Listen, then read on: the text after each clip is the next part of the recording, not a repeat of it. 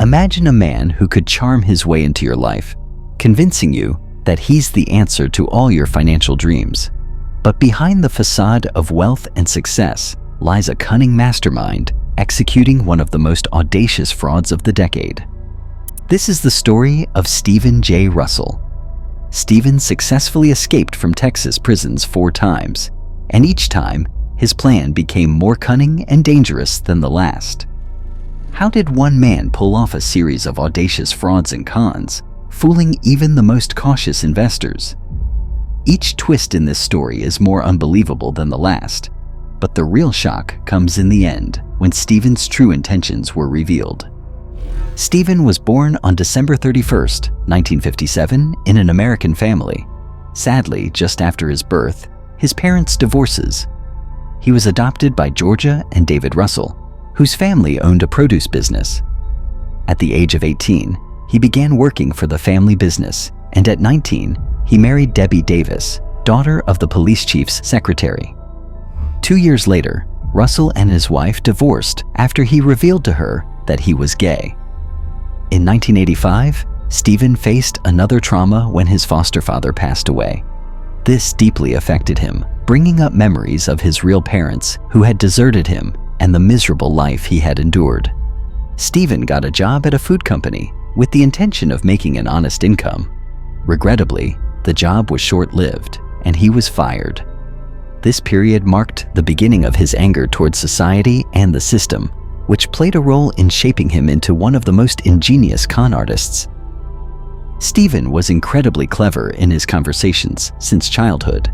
At first, he engaged in minor frauds, primarily focusing on insurance firms. He would stage fake accidents and then file insurance claims. Over time, he progressed to larger schemes, and in 1992, one of his deceptions came to light. He was caught and given a 6-month jail sentence. However, Stephen had no plan to complete his term. As soon as he reached prison, he started planning his escape and began observing the guards. He carefully watched the guards and staff, analyzing their daily routines and movements throughout the prison. He observed that workers would sometimes enter the prison to carry out various jobs, and when they were ready to leave, they would just tap on the glass of the guard's booth. The guards would then open the door, letting them out without hassle. What distinguished these workers was their civilian attire and their portable radios. These workers were not permanent prison employees, but rather individuals who periodically came to carry out their tasks and then left. Stephen made a deal to smuggle in civilian clothes and a handheld radio for himself. Dressed as a worker, he pretended to check things around the prison while using the radio. When the right moment came, he gave the guards a secret signal from behind a glass window. The guards opened the door, and Stephen walked out as a free man. After his bold escape, Stephen took on a new identity and hid out in Florida, staying on the run for 2 years from 1992 to 1994. However, his luck changed during a risky crime involving fake insurance checks. As investigators closed in on him, he was caught once more. When the truth came out and his past as an escaped convict was revealed, Stephen found himself facing the legal system again. Sent back to Houston, Texas, Stephen was determined to break free from the endless cycle of escape and capture. He decided to serve his sentence in prison, especially since the remaining term was less than a year. After completing his sentence, he started working at a small grocery store, but the job didn't satisfy his desire. He always dreamed a life of luxury and success.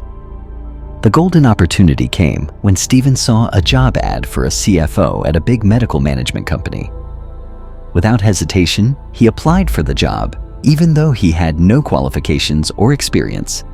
Stephen faked his credentials and read up on financial management to learn what he needed.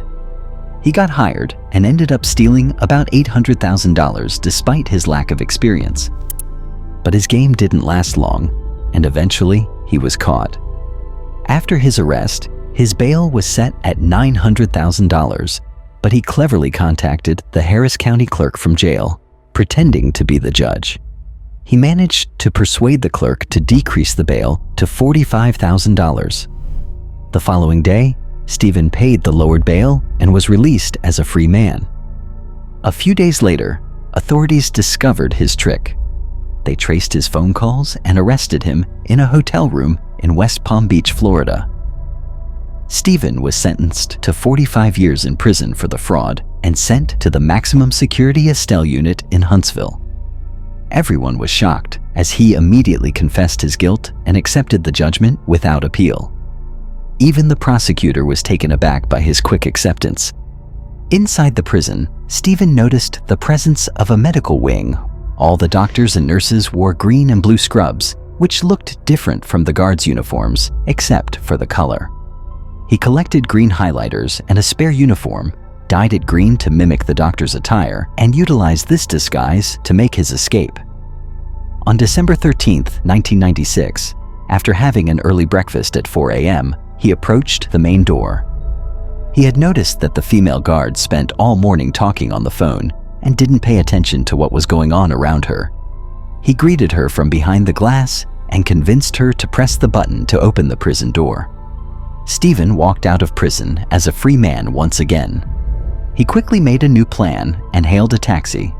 He told the taxi driver that he was a surgeon at the Texas Medical Center in Houston and had been called for an emergency. When they arrived at the medical center, Stephen told the driver to wait outside until he brought money from his hospital locker. However, he never returned. While helicopters and police teams were searching for him, Stephen managed to leave the town.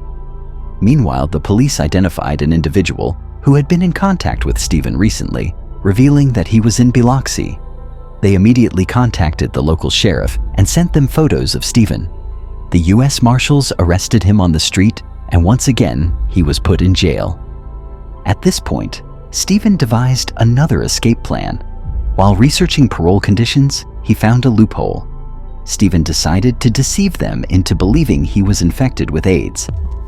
This was a huge challenge that required an extraordinary amount of effort.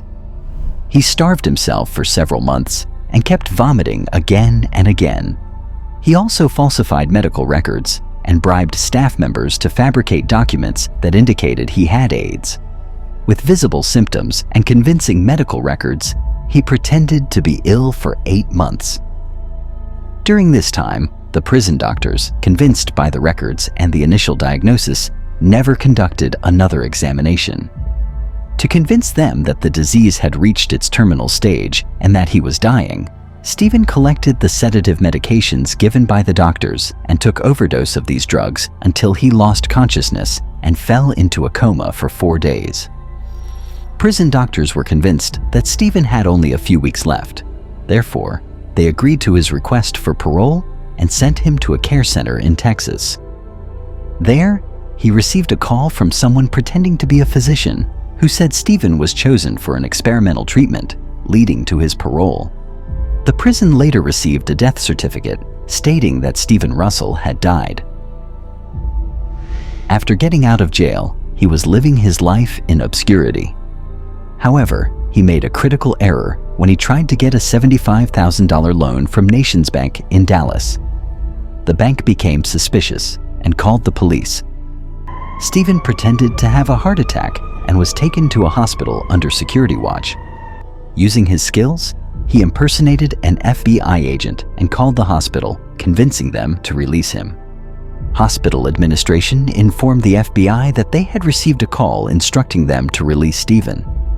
The FBI agents were surprised, as they had never made such a call. All that remained of Stephen's belongings was his driver's license, confirming that he was in Dallas. FBI had learned from their previous errors and carefully reviewed every piece of information. On April 5, 1998, Stephen was tracked down in Florida and arrested. The judge sentenced him to 144 years in prison, 45 years for his various scams, and 99 years for his escapes. He is now held in the TDCJ Polunsky unit in Texas, one of the most secure prisons, where he spends 23 hours a day locked in his cell, with only an hour each day for showers and exercise.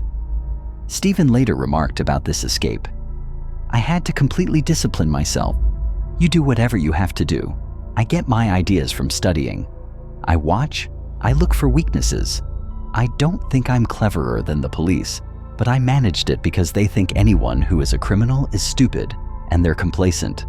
I think anyone can escape from anywhere.